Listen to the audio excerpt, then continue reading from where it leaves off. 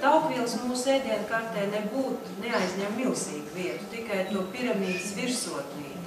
Un būtu svarīgi, lai šie tauki, kas ir virsotnītē, patiešām ir vislabākie, ko vien mēs varam dot. Un runājot par taukiem, viņi ir vajadzīgi, jo it kā jau liekas, ka tas vārds tauki, taukains un, es nezinu, treknis, un tas ir visādīgi aprunāts un ne pozitīvākajā nozīmē, bet tauki tiek iesaistīti vielmaiņas procesos, tauki dod siltumu. Ļoti kausniem cilvēkiem vienmēr ir augsti, bet atkal savukārt ļoti apaļīgiem, parasti ir karsti. Vajadzētu atrast šo te vidusceļu. Tauki ir amortizācija, un tauki neapšaubāmi piedalās vismazākās mūsu varbūt organisma sastāvdaļas katras šūniņas membrānās. Jāsaka, ka polinepiesātinātās omega-6, ko mēs visvairāk un bagātīgāk atrodam saules puķēļā, sojas sēļā, ir laba ietekme, bet tiek samazināts nedaudz arī labais holesterīns. Polinepiesātinātās omega-3 vēl labāk iedarbojās uz triglicerīdiem, tos dubultā samazinot. Ja runā par transtaugskābēm, tad tikpat sliktas kā piesātinātās, bet vēl sliktāk iedarbojas uz augsta blīvumu. Tātad no šī iznāk, ka vislabākās ir omega-3, tālāk ir mononepiesātinātās, tad ir omega-6 piesātinātās un transtaugskābes. Omega-3 augstskābes, kas darbojās pret visdažādākajiem iekaisumiem, pēc kā arī ādā veiksmīgi cīnās ar tiem. Arī pie psoriāzes ir tāda kroniska ādas slimība, tautā saukt par zvīņēdu, arī pie tās klīniskām pazīmēm veicina šo pazīmju mazināšanos. Arī gadījumos, kad ir pastiprināta ādas taukošanās, piemēram, pussaules trīņu gadījumā, arī šī gadījumā omega-3 augstskābes kā ļoti būtisks faktors, jo tās šķīdina šos tauku dziedzeros nosprostotās floras, tātad šķīdina šo tauku dziedzeru sekrētu, uzturot ādu godu un arī palīdz šo saku likvidēšanā, kas pēc iekaisīgiem izsakumiem šādas ir palīdzuši. Dietologi un uzturu speciālisti sen jau ir stāstījuši, ka cept vajag tikai divās ejās. Tajās, kurās ir visvairāk šo te mono nepiesātinātu, tātad olīveļā un rapšveļā. Tikai nevienmēr varbūt mūsos ieklausījās un teica, es jau no padomu gadiem pērku saulespuķēļu un tā ir tā labākā. Nenoliecinot citas eļas, tomēr uzsvaru pie gatavošanas termiskā apstrādē, mēs noteikti priekšroku dodam šīm te divām eļļām. Ja mēs salīdzinām alfa-linolēna skābes, jeb omega-3 daudzumus, patiesībā pārsteidzoši daudz ir tieši rapšeļā, ja mēs salīdzinām ar olīveļu, ar sojaseļu un jau ar pieminēto saulespuķēļu. Saulespuķēļi, toties lielos daudzumos, satur omega-6. Mūsu klimatiskajos apstākļos un Latvijā ir nepareizi šī attiecības starp omega-6 un omega-3, mēs omega-6 lietojam par daudz. Secinājums varam izdarīt paši tālāk.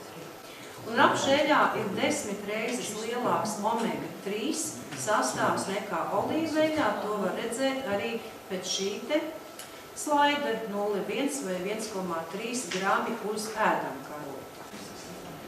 Rekomendētais omega-3 augstskābju daudzums uzturā ir 1,5 līdz 3 grami dienā. To varētu nodrošināt pilnībā 2 ēdamkarotes rapšēļi, bet gluži es negribu teikt, ka mums tagad tikai un vienīgi omega-3 mēs redzam rapšēļā. Noteikti atcerēsimies par zivīm. Bet katrā ziņā ir ļoti daudz šī te omega-3 rapšēļā. Līdz ar to mēs varam droši teikt, ka būtībā rapšu eļļa ir, varētu teikt, jaunākā māsa olīveļai. Viņu sauc dažreiz arī par ziemeļu olīvu. Un principā, ja mūsu platuma grādos šāds te augsts aug, es domāju, ļoti, ļoti nepareizi un muļķīgi varbūt pat neizmantot. ir daudz E-vitamīnu, kas patiesībā ir ļoti svarīgi, jo eļās, kurās tomēr ir polinepiesātinātās taukskābes, ir svarīgi, lai būtu šis E-vitamīns, kas ir dabīgs antioksidants, kas neļauj oksiģēties. Ir omega-3 un ir šis te vērtīgais olīna skāpju daudzums, kas olīveļā ir apmēram 75%, rapšeļās apmēram 62, 65. Vitamīna C ir tā saucamais metoperols, kas ir ļoti spēcīgs antioksidants, tas ir viens no visspēcīgākajiem zināmiem antioksidantiem. Tas ir taukošs šķīstošs vitamīns, kas mums ir jāuzņem no ārpuses, organisms pats par sevi nesintēzējās, nerodās. Un tā galvenā viņa funkcija ir, kā jau antioksidants, tas bloķē šo brīvo radikālu veidošanos, ultravioletais starojums tāpat kā visbiežāk sastopamais. Mazinot tā ietekmi, tad mēs uzturam savu ādu ilgāku, veselu un jauneklību. Šo brīvo radikāļu veidošanās pārsvarā cigarešu dūmi un gaisa piesārņojums un ultravioletais starojums ir tās trīs būtiskās lietas, ko mēs negribot dažkārt konstatējam ikdienā. Brīvie radikāļi tad ir tie atomi ar tādu nevienmērīgu elektronu skaitu, un no veselajām šūnām tad šie brīvie elektroni tiek nozakti, atņemti, un rodas tāda kā bojājumu virkne, kur tieši antioksidanti ir virknes šo bojājumu reakciju ķēdi var pārtraukt un var neutralizēt šos brīvos radikāļus. Un dažādi ražotāji, protams, arī krēmu sastāvā mēģina ietvert šo vitamīnu E, bet tas nevienmēr darbojas pavisam veiksmīgi un tik ļoti efektīvi, kā to gribētos, jo vitamīns E ir diezgan nestabils un arī otrs faktors, ka caur ādu nevienmēr krēms nonāk pietiekošā daudzumā, tātad šī uzsūkšanās var būt atšķirīga. Tātad efektīvāk noteikti varētu būt, ja mēs lietojam iekšķirīgu rapšu eļļu kā viena ļoti laba alternatīva. Paņēmu 60 grādos, tas nozīmē lēnā uz plītu uz divnieciņa, ielikt iekšā citronus un timjānu, un tad jūs varat eļļai nomainīt gaļu. Jo ir tas stereotips, ka tā augstspiestā rapšeļa, daudz ir negaršo, tāpat kā negaršo meža gaļa un vēl tur sēnes, kā lai uztaisa saldūdens zivi, jo par sāļūdens un negaršo. Tad šāds ir variants, kā jūs varat rapšu eļļai dabūt garšu, kādu jūs gribat. Tas nozīmē lēnā temperatūrā, tas ir līdz 100 grādiem ieteicams kaut kur 60-70, un tad ieliekt iekšā lietas, un jūs varat mainīt garšu. Pirms ielikt bietas, garšo pēc bietēm, tā ir ielikt citronu, timjānu, vaicētas bietas. Un nosusinā, lai nav. Tad es paņēmu pienu, novārīju ar vaniļas pāksti un ar cukuru un rapšu eļļu, sajaucu šitā kopā, sakuļu un var uztaisīt saldējumu. To dara, itāļi taisa no olīversni, taisa ar krēju un vēl bez tādām versijām, par cik nav, mums te nav saldējuma mašīnas un arī mājās var izmantojot vienkārši ieliekot saldētavā, tik pēc 10 minūtēm izņemot ārā vai turpat apmaisot, jūs varat kādām 3 reizēm apmaisot, 2-3 stundas tas aizņems un būs gatavs saldējums.